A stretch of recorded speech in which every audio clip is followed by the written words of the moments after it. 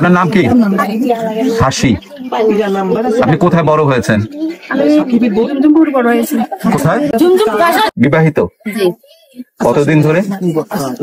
99 সালে বিয়ে হয়েছে। ফ্যামিলিতে কতজন আছে পরিবারে? আমার 3 ছেলে আর আমি। ছেলেরা কি লেখাপড়া করছে? গরিব মানুষ লেখাপড়া করাতে পারি। বয়স কিরকম? এই একটার বয়স 24 আর একটার বয়স 18 আর একটা 4 বছর পরি। এবারে আয় করেন কি আপনি একা না? না, আমার বর করে।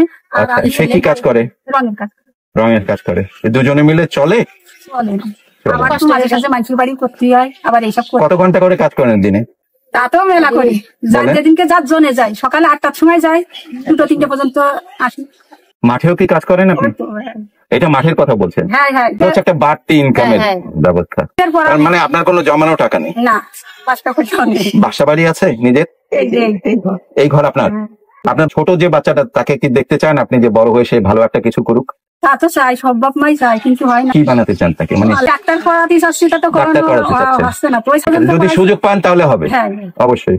আচ্ছা, আপনি যে এখন নকশি কাঁথা বানান, আপনি কি মনে করেন যে আপনার উপযুক্ত পারিশ্রমিক পাচ্ছেন?